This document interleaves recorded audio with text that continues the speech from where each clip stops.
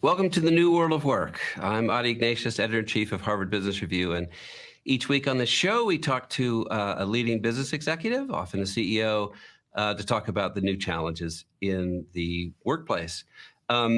If you're watching this, put a comment in our chat. Let us know where you are. If you have questions for our guests as we go along, put them there, and I'll try to get to some of them later. I will introduce my guest in a second, but first, let me read a word from our sponsor, Unisys.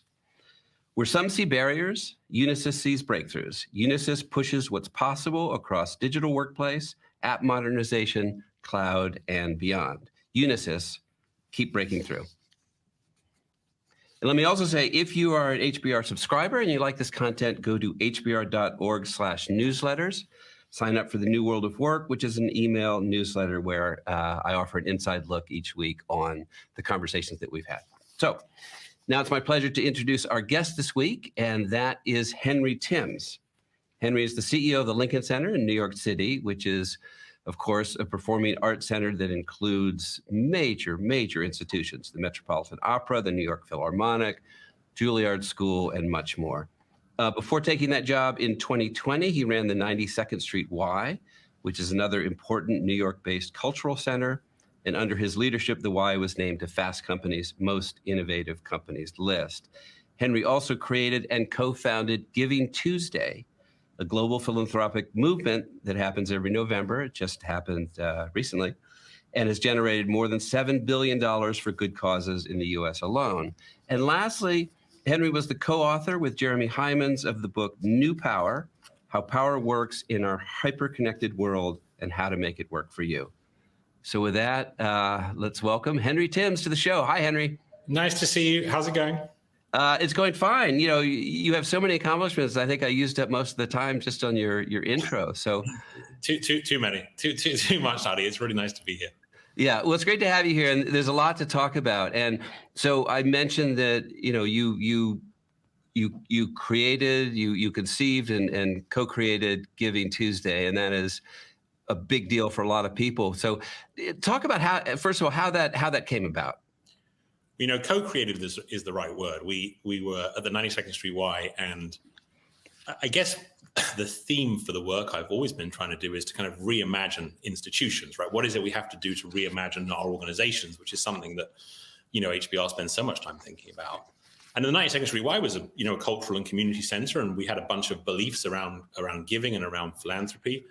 And what we were trying to do was really experiment with new models of how do you connect with people. So we were thinking particularly about how do you build community, how do you get people to support each other.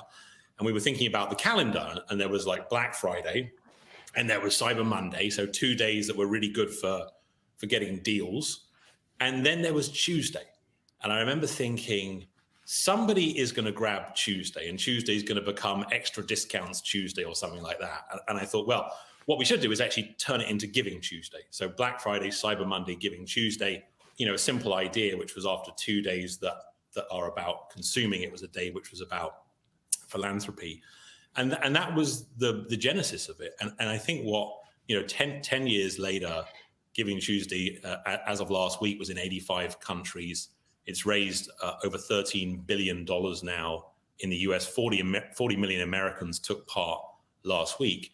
And it's really been a story, I think, about how generous people are and how, if you do have this kind of co-creation mindset, how far something can travel. Well, I want to hear more about this, because I could declare tomorrow Management Thursday, and it might not turn into anything. I mean, you had this amazing idea, and it worked. So how do you get from a concept to something that snowballs into a really significant philanthropic, in this case, effort?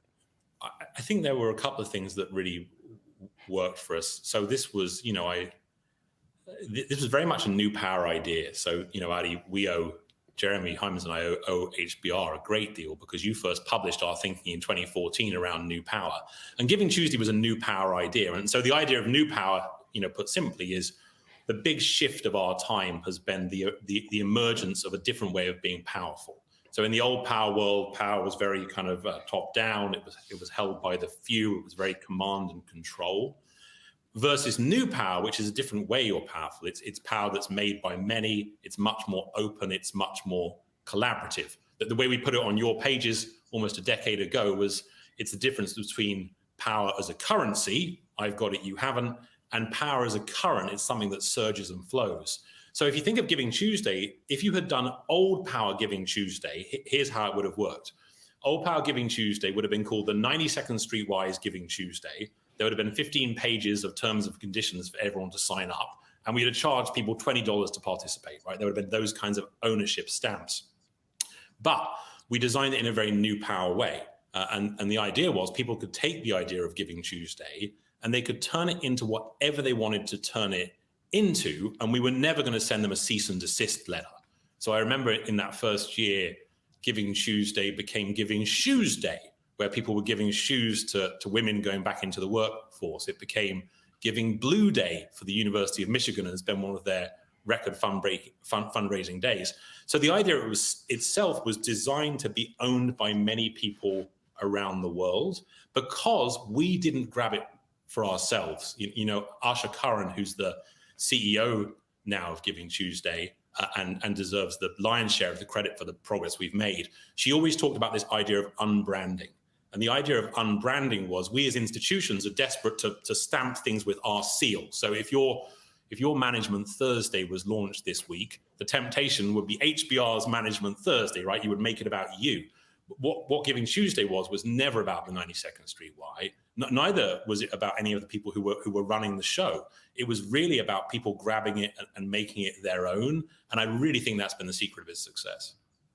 So that's fascinating. So let's extrapolate. I mean, so the success that Giving Tuesday has had for all the reasons you just explained, you know, how else does the world tap into, you know, the money, the donations of time and energy and ideas that seems to be out there, a willingness of people to do philanthropic work. You know, how else? So Giving Tuesday is a great way to capture that. How else can we capture that desire and those resources? Well, I think that the most important question is, how are you inviting people to participate?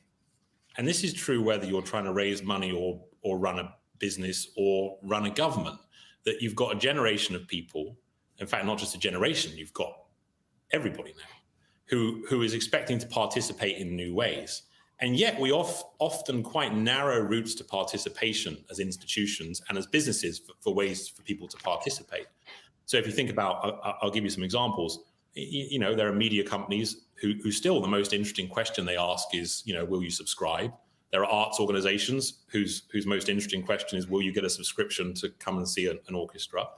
And the problem with all those things is that everyone wants to have greater degrees of agency. And so what was true of Giving Tuesday was that people sensed they had agency to make it their own. So, you know, last week there was a group in Baltimore of Jewish faith leaders, Mormons and Christians who got together and took 7,000 casseroles to people in their local community. There was a giving festival in Ukraine, particularly focused on supporting pregnant women. And across the country in the US, Giving Tuesday Military, which is a bit of Giving Tuesday where military spouses have come together, took on 1 million acts of kindness. All these different ideas existed because people had permission to participate. They knew that they could grab Giving Tuesday and make it their own. And too rarely, I think, organizations give people that permission. So I think in answer to your question, Adi, the question I think we as leaders have to ask ourselves is, how are we allowing people to participate in our mission on their terms? And that's the new power shift. The old power world was, you participate in my mission on my terms. I tell you what to do and you do it or you don't. The new power world is we get people to participate in our mission on their terms. And I'll give you a corporate example just to flesh this out. I think one of the most interesting things which happened during the pandemic was Airbnb. And Airbnb, of course, are a new power model. They were built on new power principles. And during the pandemic, members of their community started booking properties in Ukraine, not because they were going to go and stay there, the war had just begun, but because it was a way that they could essentially cash transfer to support Ukrainians. So Airbnb as a business, this didn't come out of their CSR department. It didn't come out of their marketing department. It came because their community felt like they had permission to participate. And then the company followed beyond. So if you're trying to do this kind of new power work, it's those kinds of things you're looking for. You're not looking for the thing that the genius person on payroll thinks of. You're looking for the things that are in your community that you can start to follow. And I think that's a different type of leadership. So if you just joined us, I'm talking to Henry Timms, who is the CEO of the Lincoln Center and co-author of the book New Power. There's a lot to say about innovation and leadership. If you have questions for Henry, put them into the chat. We'll try to get to some later.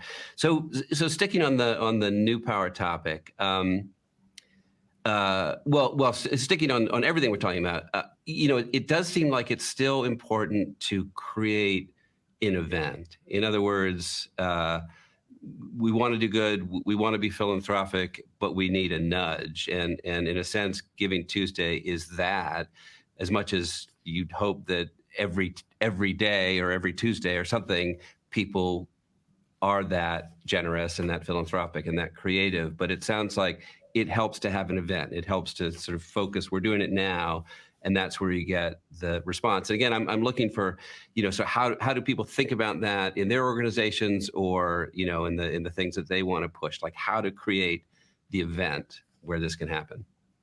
Well, look, there's a reason that Macy's has a sale 300 days a year, right? And it's not because the prices have changed. It's because you have that prompt, just as you say. And actually, the philanthropic community wasn't doing very well with prompts, right? We tended to we had something of a kind of Oliver complex where we were worried about asking for more. And things like Giving Tuesday, I think, do provide that prompt. So I think from a marketing perspective, I think we ought to be more intentional about prompting people to give, right? If you think about how much you get prompted to buy, look at the volume of people trying to sell you things versus the volume of people asking you to help support people trying to cause cancer, to prevent cancer. It's night and day.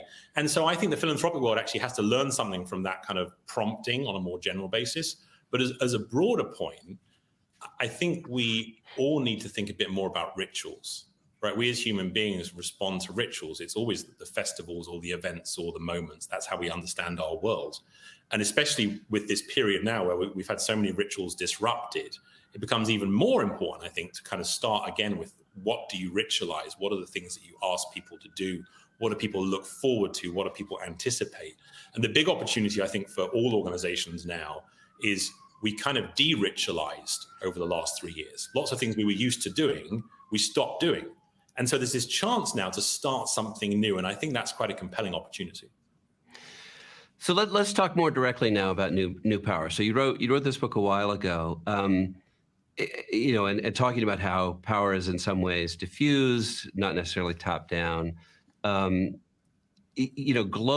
on the sort of the high level of politics, there's been a surge. It feels like in kind of autocratic power, at least in ruling governments. Did that surprise you? I mean, does that contradict the kind of new power ideas that you're talking about, or do they coexist and this is just the way the world works? No, in fact, we predicted it. When we first wrote about new power in your pages, Adi, as you know, if you want to get published in HBR, it helps to do a 2x2 matrix. And we did this 2x2 matrix, which had, it looked at new power values. Did you have old power or new power values? So do you think in a collaborative kind of crowd-based way, or are you feeling very command and control? And then it looked at model. Do you have an old power model or a new power model? Is your model kind of closed up and top down and you drop things on people's heads? Or are you creating a space for participation? And on that 2x2, the most interesting quadrant was the top left. And it was organizations who had new power models, right? So they were taking advantage of all this huge participation, but they had old power values. And it's that quadrant, we call them the co-opters, people who have co-opted new power with old power values, who have actually, I think, seen huge success and huge danger. So if you think about Facebook, Meta in particular is a perfect example of an organization with amazing new power, right? It's built on the participation of all of us. But they've actually taken that participation and really they have so much control over us all in an old power way. If you look at Twitter right now, Twitter is an extraordinary participatory engine, but Elon Musk has taken on that mantle very much in the spirit of old power. It's going to be his decisions on his terms, and his platform very much built in his image. So Jeremy and I talked about this idea of the rise of the platform strongman. And the platform strongman is this new kind of strongman, unlike the 20th century strongman. 20th century strongman was trying to close everything up. The 21st century strongman is trying to own a platform and shape the platform. And if you look at Facebook, or if you look at Twitter, you start to see these platform strongmen emerge. And if you look at politics, Donald Trump, I think, would be another example of a platform strongman who is actually taking the mindset of the strongman and supercharging that through running it through these platforms. And we think that's a very dangerous model. All right, so to get recognized by HBR, yes, it helps to have a 2x2. It also helps to have sort of clear, practical takeaways. So, for people who are watching this, they're like, oh, okay, new power, this is all sort of interesting. What are applications of new power that can help? Well, let's start with that can help managers, can help people who are running institutions. I think you have to try things. The great challenge for any organization, especially an organization who had a good 20th century, and Lincoln Center is in that category, is there is such a high price for trying new things. And I spend more time thinking about this than many. And I still think I don't do anywhere near enough experimentation with new ideas. So I think as a leader and a manager, challenging yourself to try new things is really important. And I'll give you some examples from Lincoln Center. Some new power examples I think worked pretty well. In the summer, after the pandemic, we realized that one of the things which hadn't been possible was weddings, right? People had lots of Zoom weddings or very small weddings. So we essentially invited all of New York to come get remarried. If you had a wedding and you didn't have a chance to have it with people you love, or you had to have it on Zoom, we invited everyone to come to Lincoln Center for the re-wedding, the great re-wedding, completely crowdsourced essentially as a wedding. And we had over 500 couples come and get remarried at Lincoln Center, and the mayor of New York led the service. Big experiment, great example of how a new power idea can do something different. Another example from the pandemic, when people, right at the beginning, when people couldn't have funerals, we did a crowdsourced memorial service. So we every week would have a different concert, and Yo-Yo Ma would play. This was all online. Yo-Yo would play, or Kelly O'Hara, or Brian Stokes Mitchell, and anyone could submit names of people to be recognized, and they would scroll across the screen in tribute to people as a way of essentially having a new power memorial. So those kinds of things, I think that the danger with new power is that people don't take it seriously. It's the thing which is like an annual stunt. You do one, collaborative thing on YouTube featuring the CEO, being authentic or whatever it might be. And that stuff just doesn't hold up because this has to become a muscle. So I think the advice to the managers would be low stakes experiments often, because that's actually how you start to learn things with new power. And like Giving Tuesday is once in a career, right? That was lightning in a bottle. But on a regular basis, you get some pretty big wins by trying some of these new things. And the last thing I'd say on this for leaders is give your team some cover, because the danger in organizations who have made their names in old power is they cling to it. And it's very hard to resist. And if you can give people who have new ideas the chance and the cover to try them out, it's the only thing I think that really starts to move the needle. So I don't know if you're seeing, I don't think you're seeing it, but a lot of people have put into the chat what they did or what people they know did on Giving Tuesday. So it's great to see. Oh, that's great. And there are some questions coming in. So here's a question. This is from Dustin in Boston, who says, does it help to have a big event like the pandemic to, as a watershed moment to accelerate a shift from old power to new power? Yes, 100%. And I think there's an even bigger shift happening now. And I think a lot about this. I'm not sure I know what the answer is, but this has been top of my mind recently, which is there's been, because of the pandemic, there's been a kind of shift in the software. And what I mean by that is we are all now thinking differently about things. We're thinking differently because of the pandemic. It forced us all to be very individualistic. It forced us away from each other. We're thinking differently because it broke up all these rituals I mentioned earlier. So the global mindset has been disrupted in a very fundamental way from a kind of software perspective. And then the hardware has shifted too. So you're seeing the emergence, particularly of Web3 technologies and others. And we are reaching a moment very shortly when half of the world will be spending half of their waking hours online. Right? Half of the world spending half of their waking hours online. So in many ways, we're going to be a digital first world, right? So previous to this, digital was the minor and analog was the major, right? We lived our kind of analog lives and digital would increasingly chip away at that. But we've just begun this kind of great inversion, right? So this inversion from analog to digital. And we are now living more digital than non-digital lives. And that shift in hardware combined with the software shift of the pandemic, how we think about the world, I think is going to have really fundamental shifts around how power works, how lives work, how our workplaces work. So from a leadership perspective, I think the thing that I'm trying to learn about now and think about now is not how do we get back to the way things were in 2017, 2018, but if this inversion is beginning now, what is the new rule book? What is the new playbook for how you think about making change? Well, okay, so let's imagine you were running a complex arts institution in this digital transformation. Let's imagine, yes, put yourself in somebody else's shoes. So that probably has profound implications. I mean, I suppose it's tempting to say, yes, but performing arts is performing arts, and people will always want to do that if pandemics and things like that allow. They'll want to be there in person, and that won't change. But that can't be true. That has to change and evolve as well. So are you starting to think about that? 100%. I think that's the big question. And the nuance of that question is we have to get beyond this idea of this kind of false and quite reductionist binary between there are kind of in-person things that are meaningful and then there are internet things that are trivial. And that's often how we think about this, right? And even the kind of conversation about the workplace now for many people is like, we only had real culture when we were all together in person, and these people on the internet are just sitting in their PJs. You know, there's that whole idea of the internet. Who were you impersonating there? Was that me? No, it wasn't you, Adi. It was a kind of generic figure, which probably has components of both you and me in it somewhere. Okay. But it was there is a kind of throwback mindset, I think, around where we are right now, which is looking to kind of recreate the world which has been lost. But what we have to realize is this isn't, you know, one versus the other. This is clearly going to be a blended existence, right? How do we meld those two things together in an interesting way? And how do we do it, which is respectful of what you're trying to achieve? So to take your example of the arts, right? The last thing in the world we want now is like, suddenly we open up the doors of everything, and like everyone's not paying attention to the most beautiful bits of music because they're busy tweeting their friends. Like that would be a disaster. But we also have to think to ourselves, can we be the only organizations where there's no room for anybody's phones, right? If you think about my statistic earlier, half of the world is half of their time online.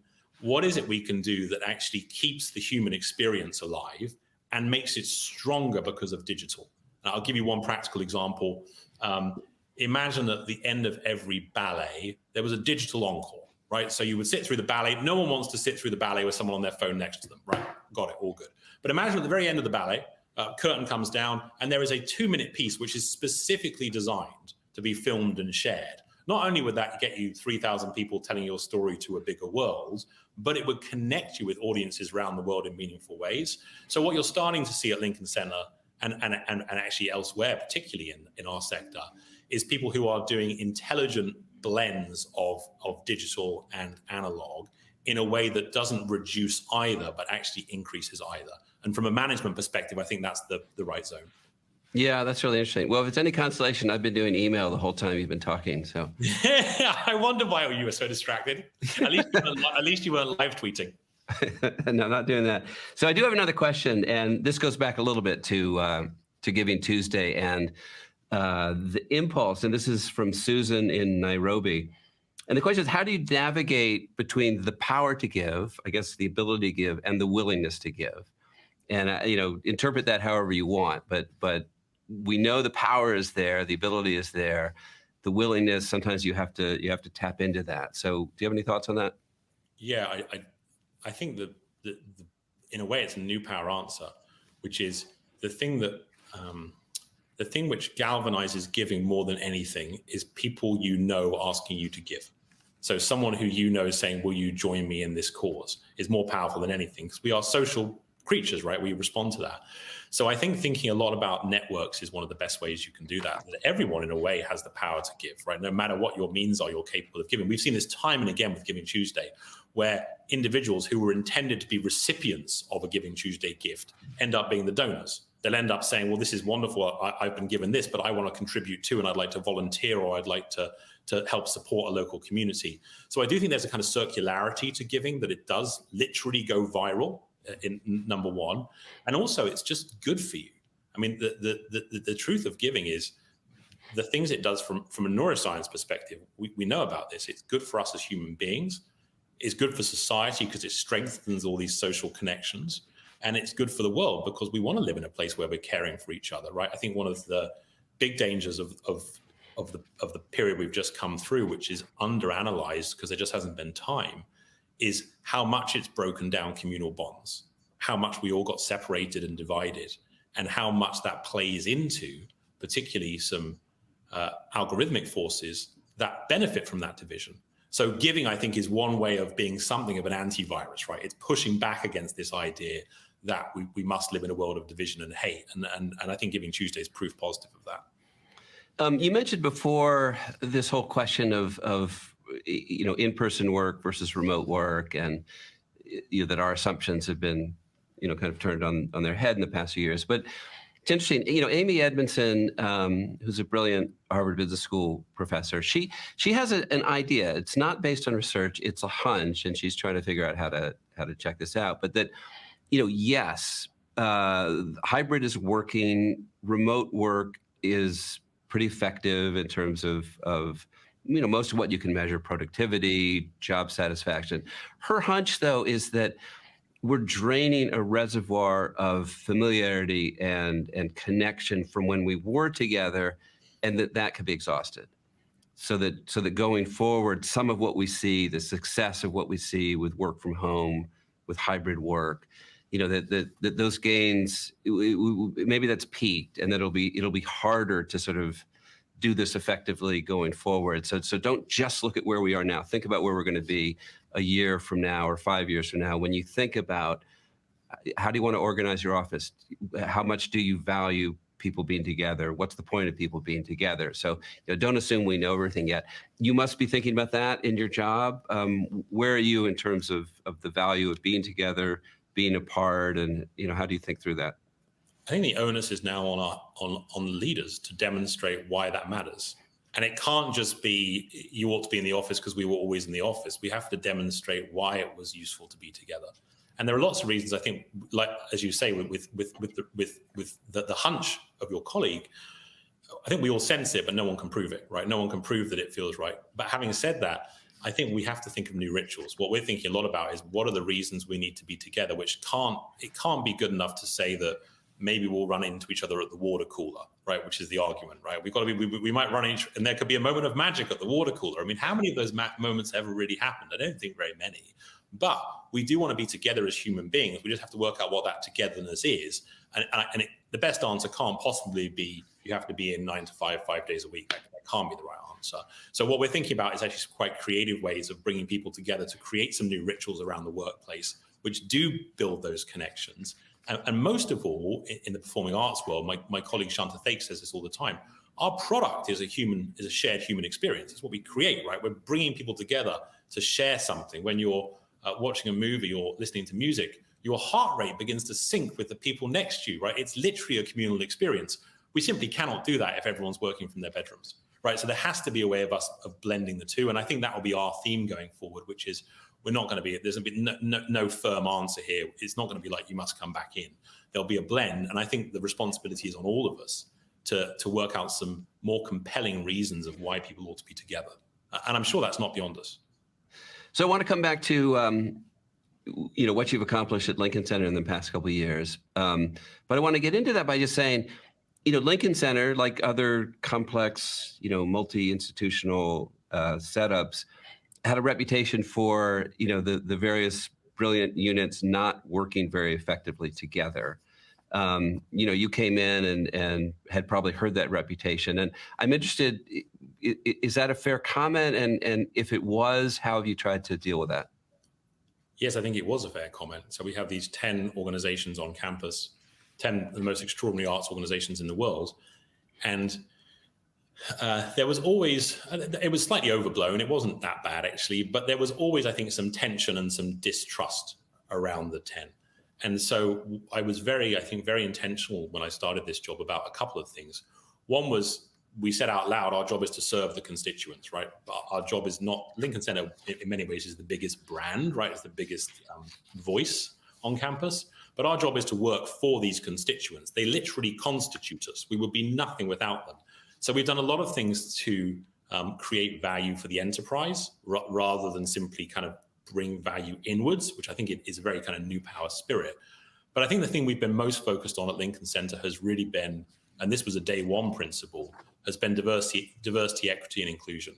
We've been really thinking that perhaps the most pressing challenge we have, and this is pre-COVID and pre the murder of George Floyd, was how do we reach more people and make more people more welcome? And institutions like Lincoln Center have done very good of ambition and excellence, and haven't done very good at breadth, right? Reaching out to lots of people. So we've been working in a very intentional way on how do we reimagine our work. And I'll give you some headlines on that, which are not the whole story, but just to give you a sense of where we've got to. We now have a board that is 30% people of color and 50-50 on gender. Our executive team, having had no people of color in our history, is now majority people of color, majority women, which is true of our senior staff too. We flipped our programming under Shanta Thaik, our brilliant new artistic director, and we now have a summer festival that is 350,000 people last summer, free for New York, 50% under 45, 50% people of color, 25% new to Lincoln Center. And even the David Geffen Hall project, which we just completed 2 years early because we built through the pandemic, even that project had 42% minority and women business enterprises. And I share all those statistics because I think they underline our commitment to really, in I hope, a very substantial way, shifting who's leading the organization, who's on our stages, who's in our audience, who's on our payroll, and thinking really carefully about that transformation. And over the last 3 years, I think that direction ended up serving us very well during the pandemic.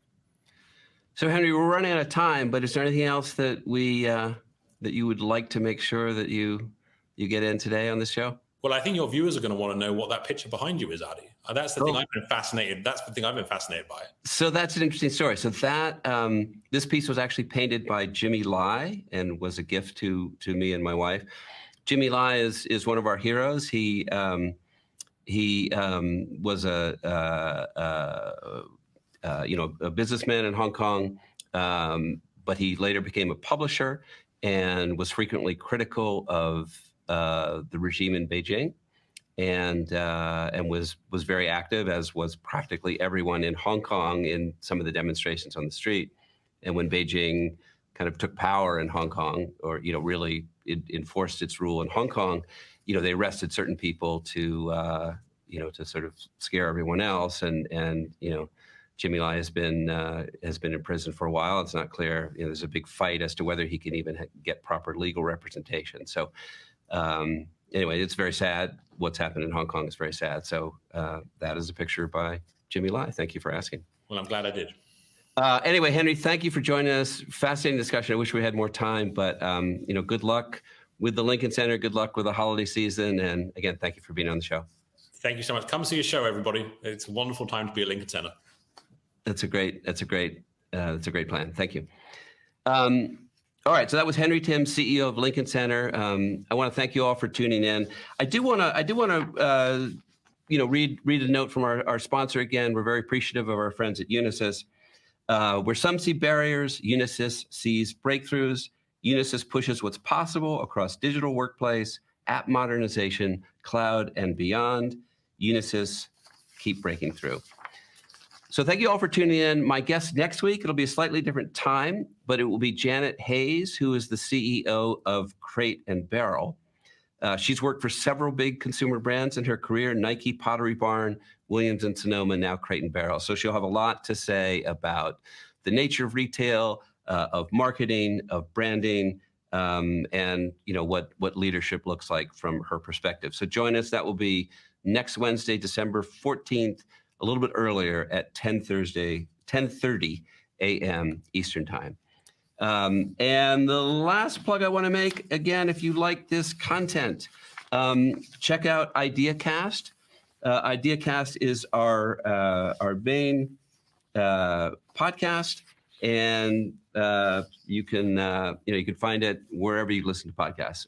But it's also a discussion every week with people who are thinking big thoughts in our world. So thank you for joining us. I'm Adi Ignatius, and this is the New World of Work.